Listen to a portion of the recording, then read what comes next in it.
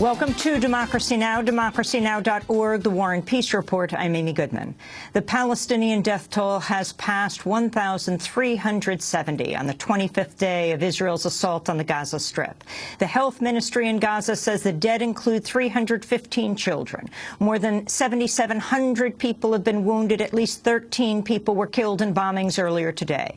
At a news conference, Israeli Prime Minister Benjamin Netanyahu vowed to continue the assault until the tunnels used by Palestinian fighters are destroyed. Netanyahu says Israel will also reject any ceasefire that prevents it from wiping out the tunnels. The tunnels have been used to move weapons and carry out attacks on soldiers, as well as to smuggle goods and Gaza residents cut off by the 7-year blockade. Rockets fired from Gaza have killed 3 civilians inside Israel. Israel's military death toll during the assault is at 58. Israel drew condemnation from the United Nations Wednesday for the bombing of a UN school housing displaced Gaza residents. At least 16 people were killed, all civilians. UN Secretary General Ban Ki-moon called the attack shameful. This morning, yet another United Nations school sheltering thousands of Palestinian families suffered a reprehensible attack. All available evidence points to Israeli artillery as the cause. Nothing is more shameful than attacking sleeping children.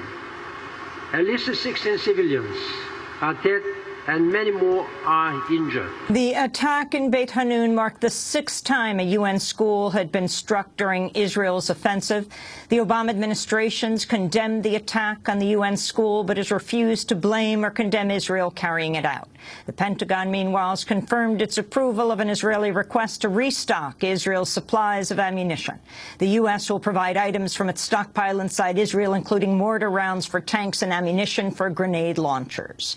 Another Israeli bombing on Wednesday killed 17 people near a market in Shejaiya. The attack reportedly occurred despite Israel declaring a 4-hour humanitarian pause. Around 160 people were injured. A medic said most of the slain victims died of head wounds. All the people who were targeted were hit in the head with the aim of killing them. We are talking about at least 100 wounded, and we are talking about an indescribable massacre, and this is during the 4-hour truce that they announced. Wednesday's dead included 2 Palestinian journalists, reporter Sama Alarian and photojournalist Rami Ryan. 8 journalists have been killed during Israel's offensive. In a statement, the International Federation of Journalists said Israel, quote, must be held accountable for these atrocities. Large parts of Gaza remain without electricity or running water after Israel bombed the area's lone power plant earlier this week. The UN's Deputy Secretary General Jan Eliasson pleaded for an end to the assault. How can you run a hospital without clean water? How can you keep food if you can't have refrigerators? Well, everything we take for granted is gone. So we have a hugely dangerous situation from a humanitarian perspective. And I don't think we need more reminders of the importance of stopping this horror. We have to see the end of fighting. Speaking today, the UN Human Rights Chief Navi Pillay condemned what she called Israel's deliberate defiance of international law. Protests against the assault on Gaza continue around the world. Here in the United States, several people were arrested at the Israeli embassy in Washington, D.C., in a demonstration organized by CodePink. We'll have more on Gaza after headlines. The Republican-controlled House has approved Speaker John Boehner's request to sue President Obama. Boehner says Obama has overstepped his authority, citing executive orders that include raising the minimum wage, expanding LGBT protections, and stopping the deportation of undocumented immigrants who came to the United States as children. But the lawsuit itself focuses solely on the delayed implementation of a portion of the Affordable Care Act, a law Republicans opposed then tried to repeal. At a speech in St. Louis, President Obama mocked Republican opposition. So some of the things we're doing without Congress are making a difference, but we could do so much more if Congress would just come on and help out a little bit. Just come on. Come on and help out a little bit. Stop being mad all the time.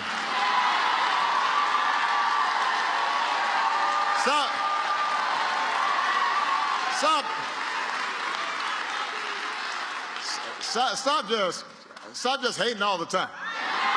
Come on. Let's get some work done together. Today is the last day before lawmakers take a nearly 6-week summer recess. In one of Congress's few legislative accomplishments, the Senate's poised to pass a $16 billion measure to address the veteran health care crisis following House approval on Wednesday. The bill includes funding for new staff and facilities and allows veterans who face lengthy wait or travel times to seek private care.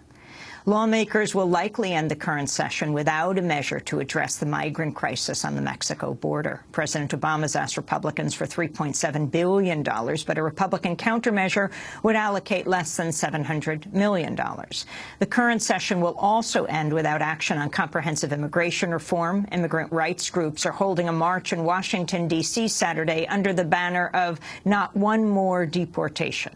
Organizers are calling on President Obama, quote, to reverse his record deportations and right his policies to expand relief to the fullest extent possible under the law.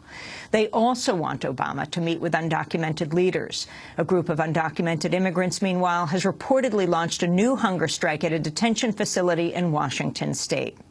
The immigrants are said to be fasting for 75 hours up until Saturday's march. The Northwest Detention Center in Tacoma has seen a number of hunger strikes this year in protest of poor conditions and federal inaction.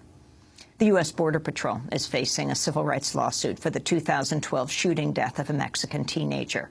16-year-old Jose Antonio Rodriguez was killed after U.S. border agents opened fire on people throwing rocks from the Mexican side of the border. Rodriguez had ventured out to buy food. He was shot 8 times. At a news conference, Rodriguez's mother demanded justice for her son. I believe that there must be justice. I don't see why there shouldn't be. You don't need to be very intelligent to know that a murder was committed and they need to pay for what they did. Therefore, I am calm with respect to this because I know that the case will go on and it will take years.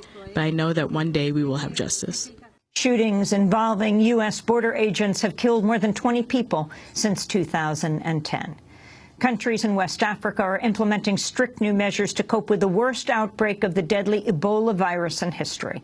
More than 1,200 people have been sick and nearly 700 have died in Sierra Leone, Guinea, and Liberia. Sierra Leone has declared a state of emergency, mobilizing the army and vowing to quarantine stricken neighborhoods and conduct home searches for sick people.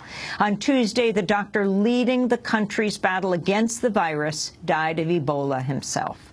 Liberia has ordered schools to shut down and place non-essential government workers on mandatory leave just days after one of its top doctors also died.